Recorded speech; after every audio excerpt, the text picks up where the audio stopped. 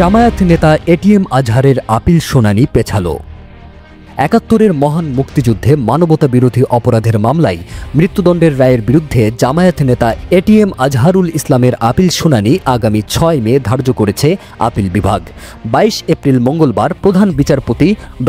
সৈয়দ রেফাত আহমেদের নেতৃত্বে ৪ বিচারপতির আপিল বেঞ্চ এই আদেশ দেন। এক আদেশে বলা হয়, ৬ মে আপিল বিভাগের কার্যতালিকায় জামায়াত নেতা আজহারের আপিল কার্যতালিকায় শীর্ষে থাকবে। চলতি বছরের ২৬ ফেব্রুয়ারি মানবতা বিরোধী অপরাধের মামলায় জামায়াত নেতা এটিএম আজহারুল ইসলামের মৃত্যুদণ্ডের রায়ের বিরুদ্ধে আপিল শুনানির অনুমতি দেন দেশের সর্বোচ্চ আদালত। প্রধান বিচারপতির নেতৃত্বে ৫ বিচারপতির আপিল বেঞ্চ এই আদেশ দেন। একই সঙ্গে আসামি পক্ষকে ২ সপ্তাহের মধ্যে আপিলের সারসংক্ষেপ জমা দেওয়ার নির্দেশ দেওয়া হয়। আজ এটিএম আজহারুল ইসলামের আপিল শুনানি হওয়ার কথা ছিল। এই মামলাটি মানবতা বিরোধী অপরাধ সংশ্লিষ্ট প্রথম ঘটনা, যেখানে রিভিউ আবেদনের পর মূল আপিল শুনানির সুযোগ দিয়েছে আদালত। এর আগে ২৫ ফেব্রুয়ারি মামলার রিভিউ আবেদনের প্রথম দিনের শুনানি অনুষ্ঠিত হয়। আরও আগে ২৩ ফেব্রুয়ারি আপিল বিভাগ শুনানির দিন নির্ধারণ করে।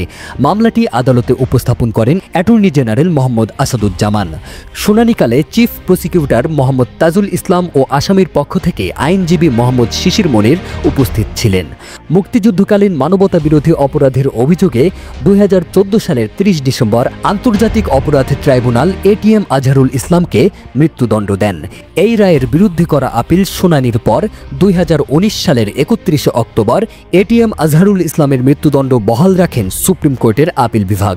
পরবর্তীতে আপিল বিভাগের রায় রিভিউ চেয়ে ২০২০ সালের ১৯ জুলাই আবেদন করেন এটিএম আজহারুল ইসলাম।